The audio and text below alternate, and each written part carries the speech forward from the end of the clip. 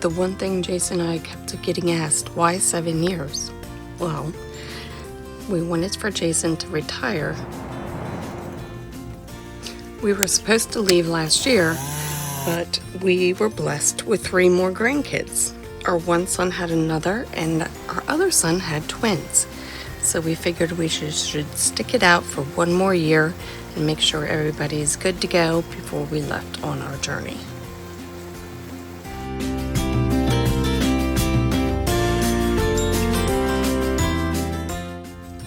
We get a lot of people asking about being camp host, and they see Jason and I do a lot of the projects around there, and they say, is that what you're really supposed to do? That seems like a lot they're asking for. Over the years, Jason and I have taken on more and more responsibility, not because we had to, because we wanted to. We definitely enjoy being outside. We're not afraid of manual work, and it's actually relaxing to us, oddly enough to say that, but we really enjoy what we do. Most times hosts don't have to do the manual work that we are willing to do. We just do it because we enjoy it. Bring out your dead. Bring it. He's not dead yet.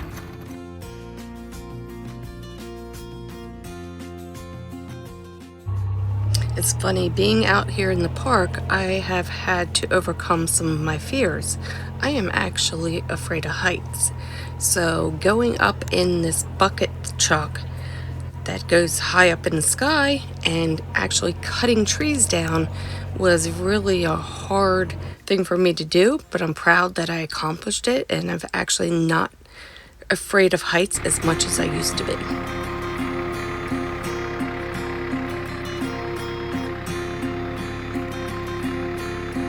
There have been numerous projects that Jason and I have been able to be on, and where they bring in big, large groups of people, volunteers, to come help at certain projects around the campground, or the park, actually. One thing people don't know was that there are numerous cemeteries on all the different properties that Trap Pond owns. So it's their responsibility to maintain these cemeteries and keep them, looking good. This project, they went in and they took the fences down, and we painted all the fences and cleaned up all the headstones and everything to make the cemetery look like it used to.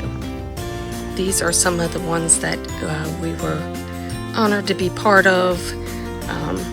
It was really nice. The property around Trap Pond, people don't realize that there are so many other pieces of property that Trap Pond owned that actually do not butt up with Trap Pond. A lot of people pass away and they deed the park, the property, or people just donate the property just so people can't come in and build a lot of houses.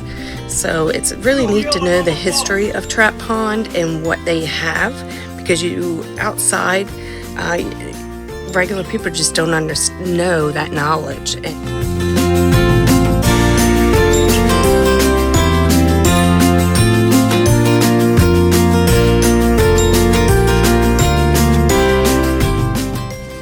When we came back from COVID, we had to leave, and it was closed for a couple months. So nobody was on the property, so everything was overgrown. All the wildlife was in the campground. There were turkeys and deer wandering through the whole entire campground. It was just really unusual to see that because they had the park all to themselves for a couple months. So coming in and having to clean everything up a week or so before the guests were able to come back in was a neat experience.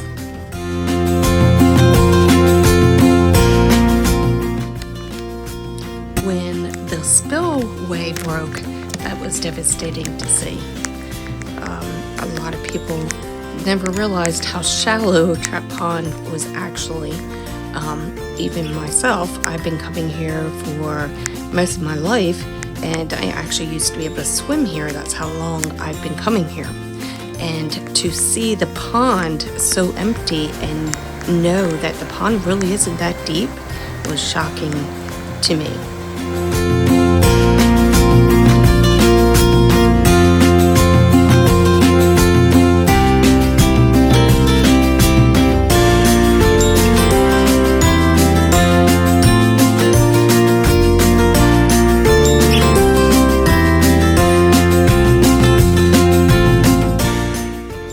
It's really neat to live back here when you're not just a guest, you're actually living amongst the wildlife, so you get to learn their habits and know you get to be more familiar of these animals. They become more. The geese, watching them come in, it seemed like every night at a certain time they all would fly in. It would be very quiet, and all of a sudden all these geese would come out of nowhere, and it was really neat.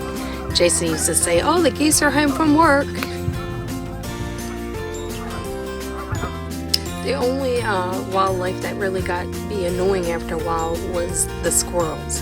They were cute and adorable, but what people don't realize is when you feed these squirrels in the wintertime when no one's back here, they're used to being fed all the time, so they become even more aggressive.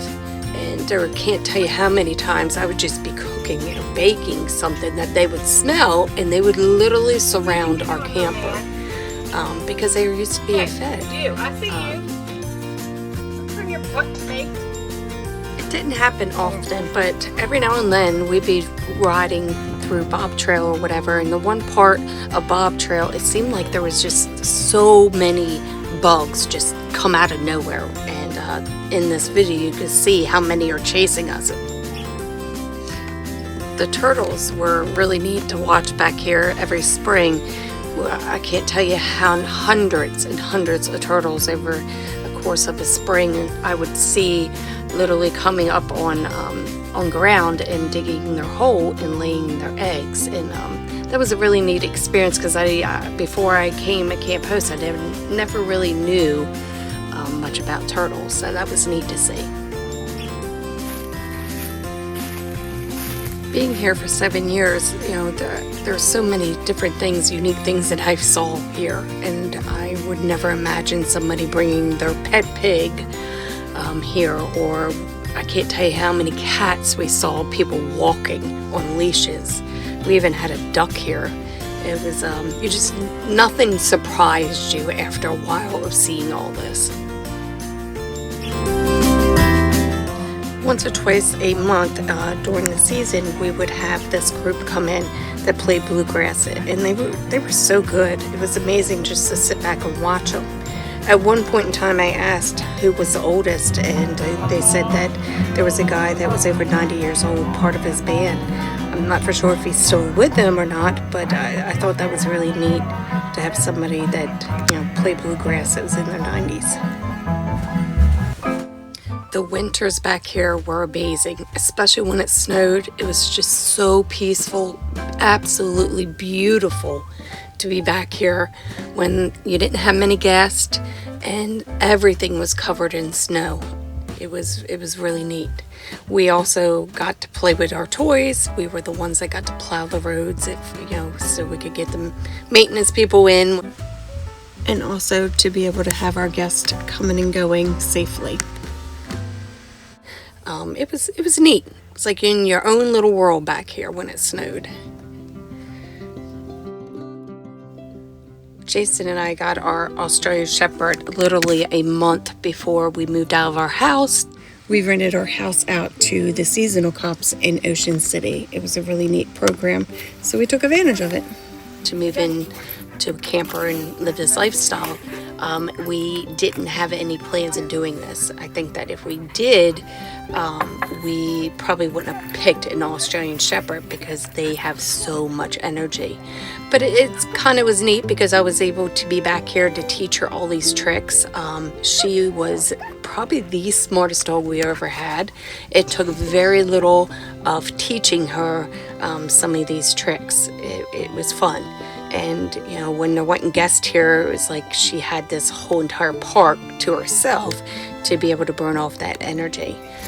So it was neat, and I think she loved the park too. She's only lived in a camper most of her life except the first month or so.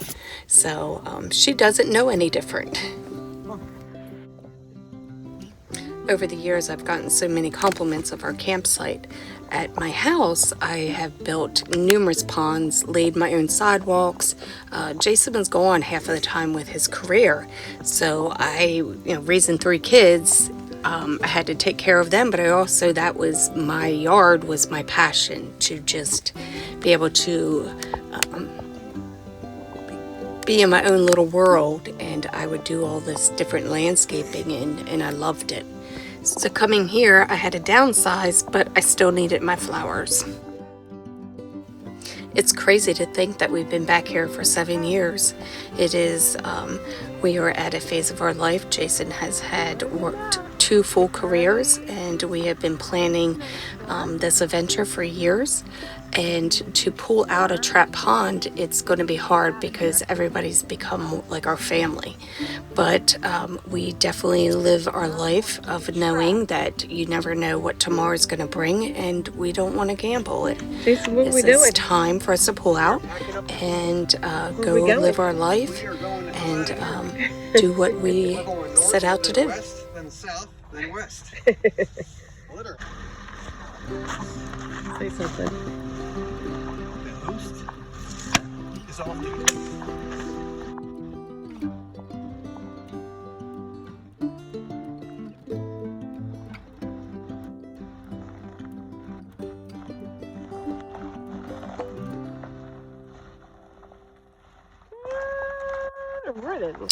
Our plan is to, as long as the park accepts us back, is to come probably back here every winter and be host.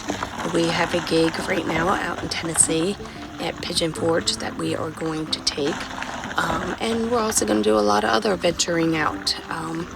We will definitely be back because of our grandkids and kids during the holidays. But this is our phase of life and that we've been planning for.